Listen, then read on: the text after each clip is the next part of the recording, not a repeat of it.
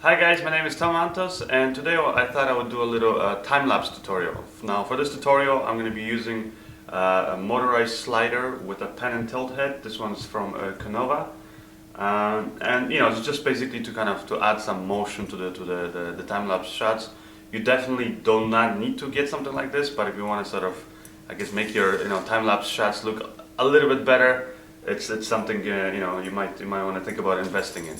Okay, before we begin though, I just want to show you quickly what you can do with just a simple camera, tripod, and a cheap $20 intervalometer. Here's a few shots that I got over the course of one day just around my house. I just got the sun rising and then I followed it through the whole day and then all the way into the night, and I even got the stars in the middle of the night.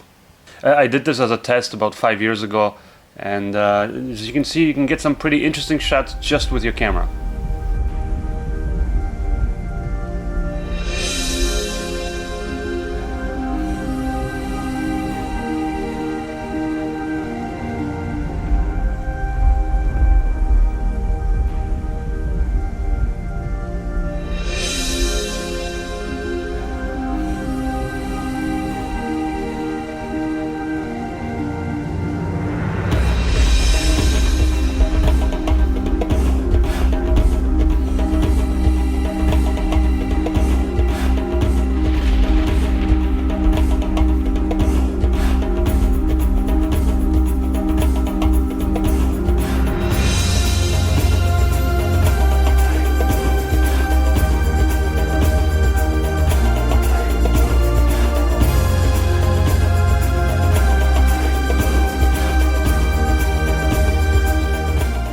So the first shot that I'm going to try to set up here is I'll basically just have the camera here kind of slide down on the slider, just looking out the window over there, and I'm going to hope to get a sunset kind of a setting.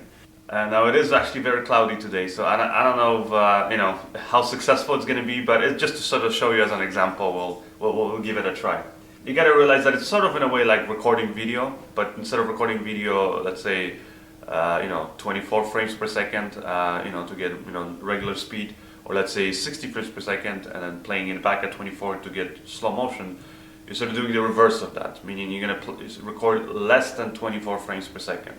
So when you play the footage back at 24, everything looks sort of sped up, and like really sped up. So it really gives you this, a lot of time passes by. But since you're taking those frames so slowly, it doesn't make sense to record video because a lot of those frames you're not going to use anyways. So you might as well just take still photos. And what's good about that is most DSLRs can shoot, or I think pretty much all DSLRs can shoot raw still photos. So you're actually shooting really high resolution, raw footage. So that's the advantage, which then gives you a lot of power basically afterwards to color grade it and all that stuff.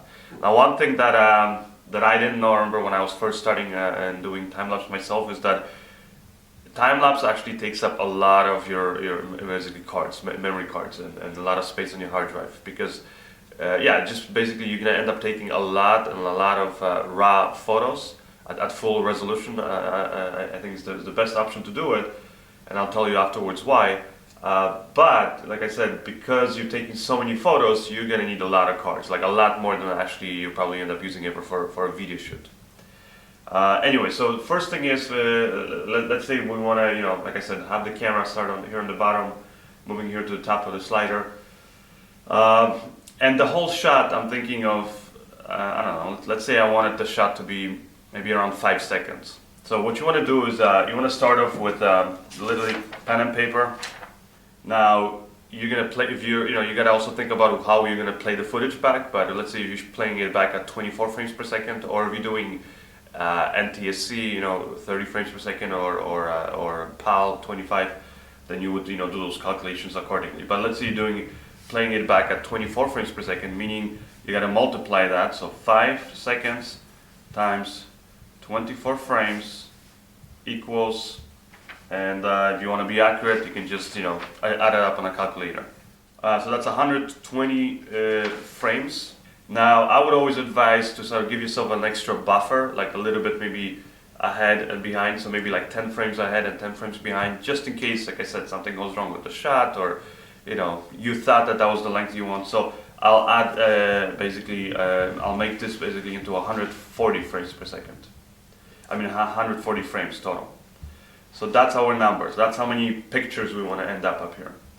Now the next thing you want to figure out is how much time you actually want to compress into those 5 seconds.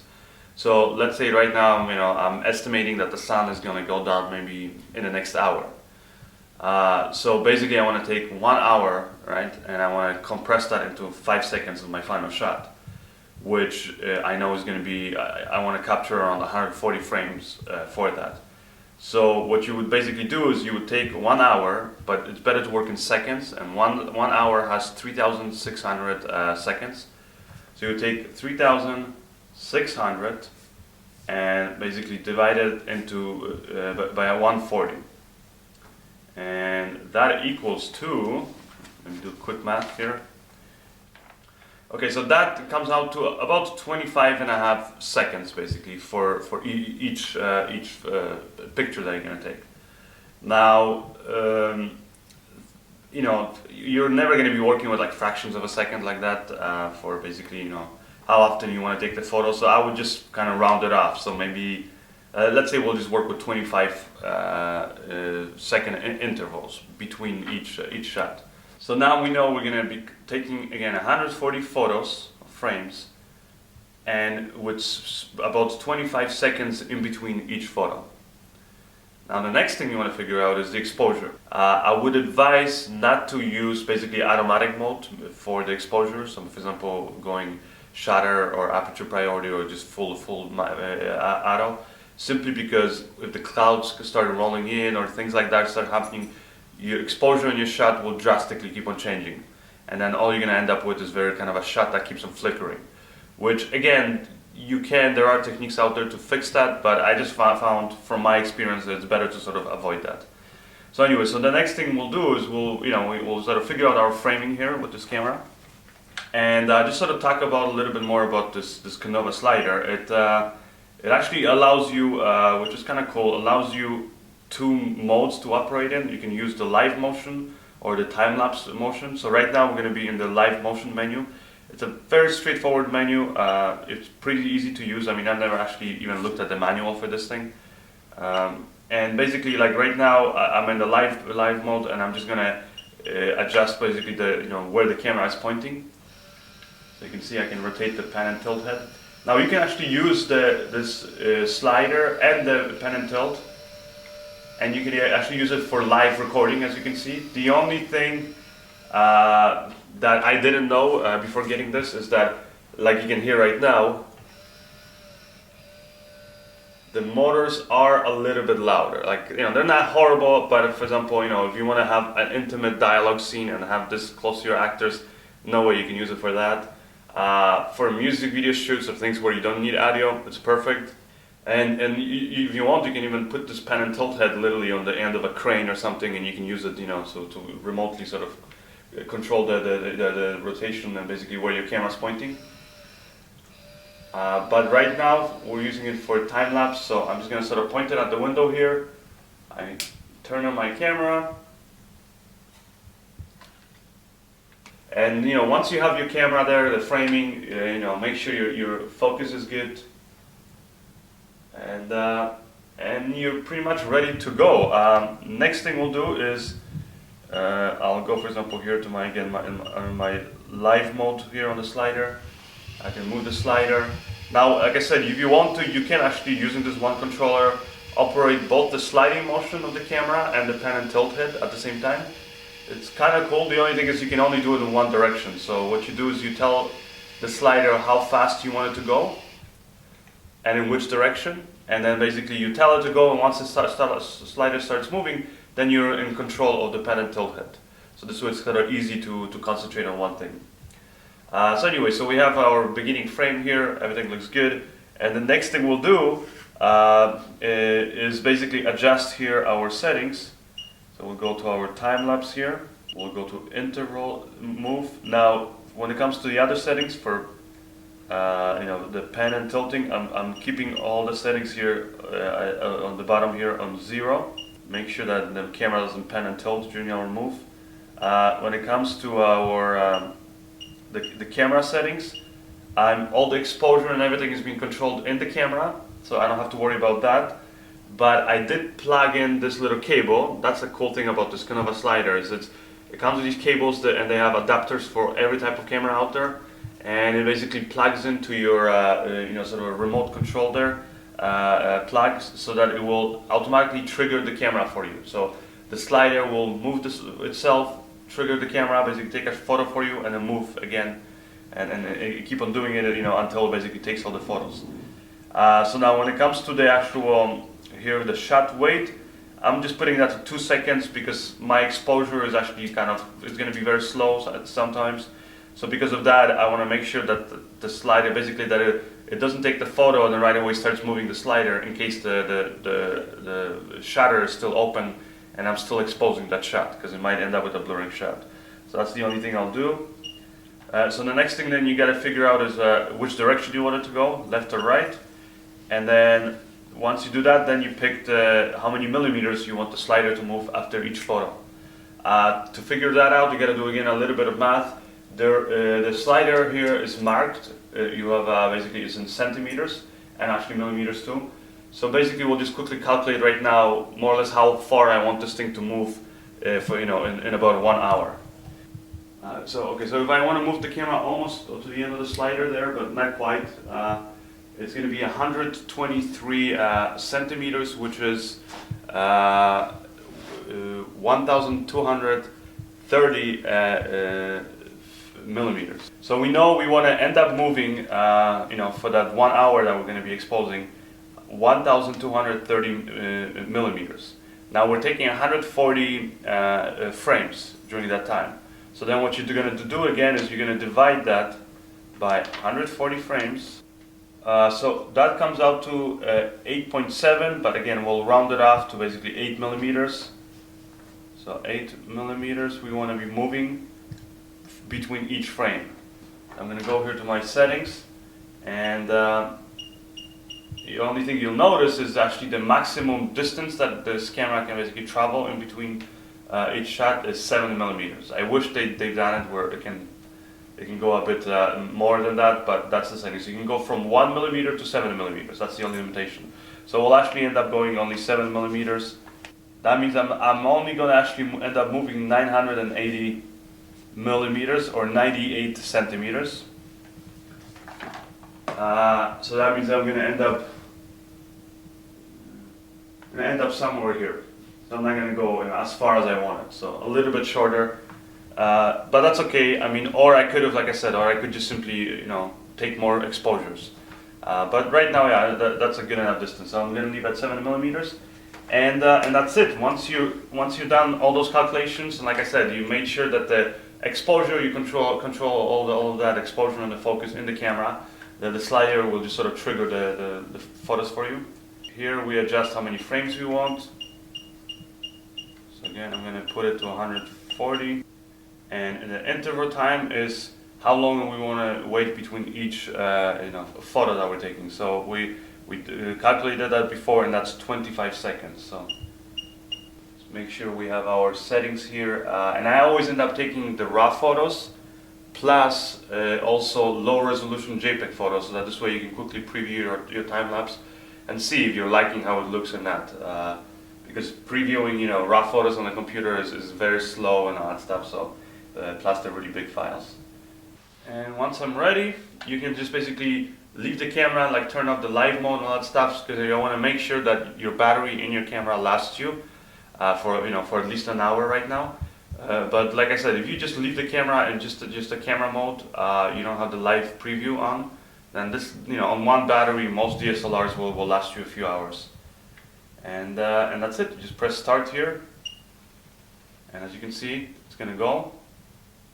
And right now it's counting down, so it's 20 seconds, 19.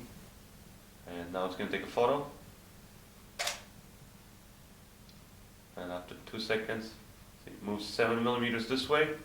And then again, it counts it out for you. So that's sort of what, how it's going to work. And then at this point, your job is done. You can just leave it, go have a coffee or something, and come back in an hour, and we'll see basically how the shot looks. So this is how the shot came out, and because it was cloudy, like I said, we couldn't actually see the sun setting. I also wanted to get a few other shots to test out the slider, but the problem is lately we've been having such horrible cold weather that I just could not stand basically sitting outside for an hour or two waiting for the time lapse to finish. So instead what I did is I just got a few shots inside the house, and I was just trying to find some interesting things like the sun moving on the walls and things like that.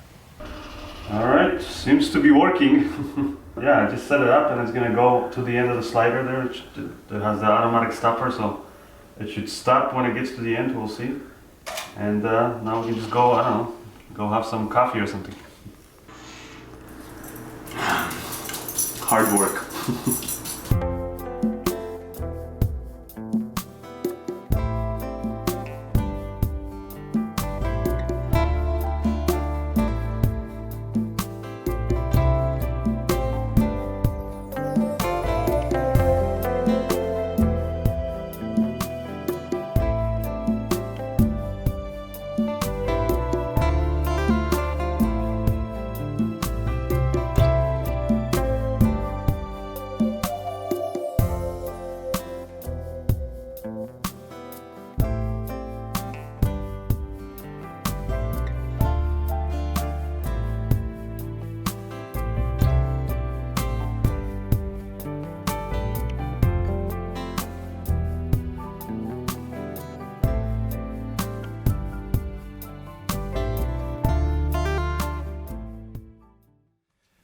So as a conclusion, what do I think of doing time lapse? I think it's a fun thing to play around with. Definitely, it's doing using some time lapse shots in your productions can sort of add up the overall production value, especially if you do a good job.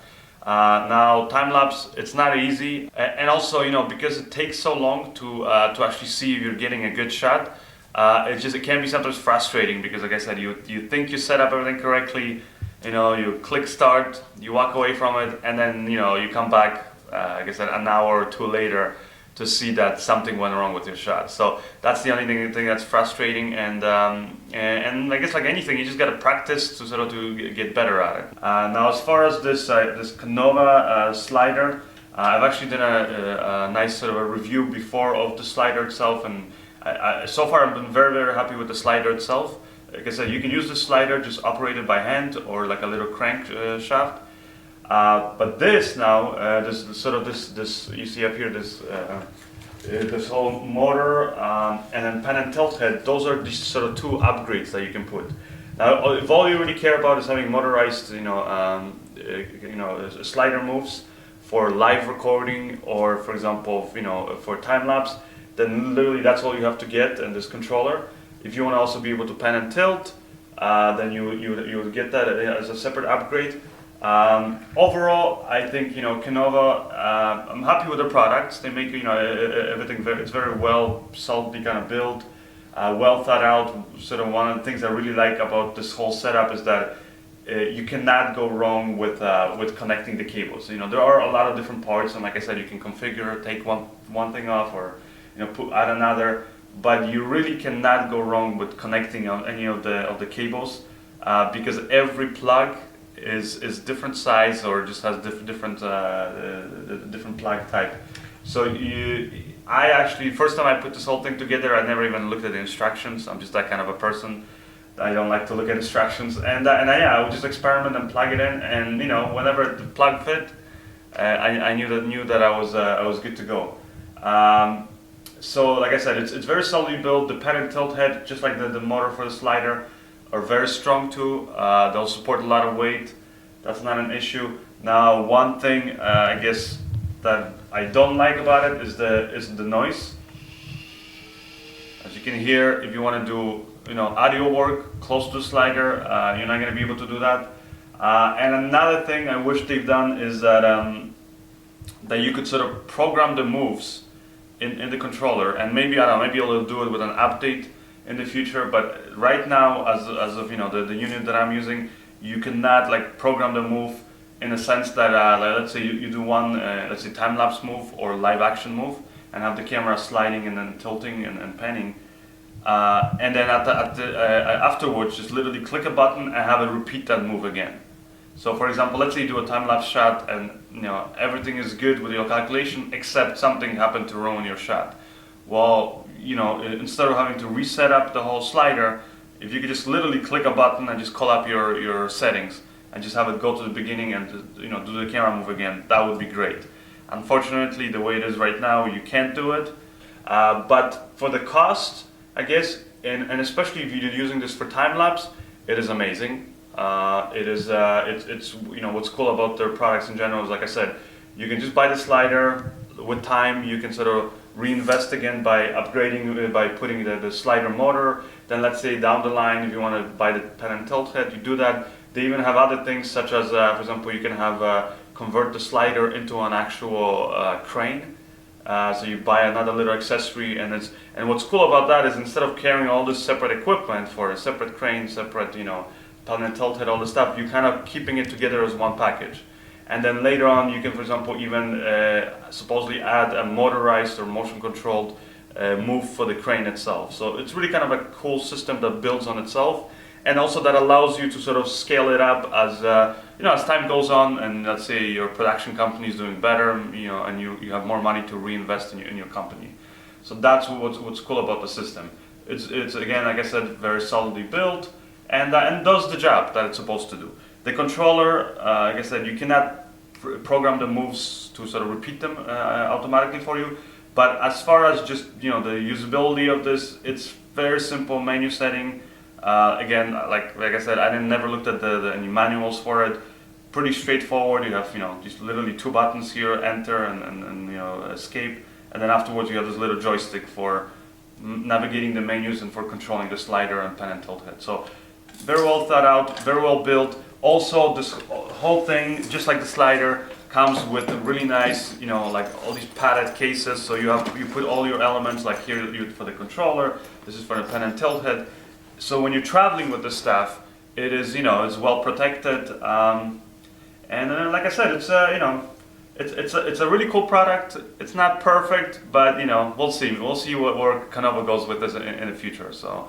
If you guys are interested in getting just a good slider and then possibly building on top of that, then I would say definitely Canova is the way to go. So if you guys want some more information on the slider itself, where you can buy it, all the different parts that it comes with, etc., go to my website, tomantosfilms.com. I also have my other exclusive tutorials on there. There's some DVDs I sell. Plus, I have over 7 hours of free tutorials that are sort of easy laid out there for you to find.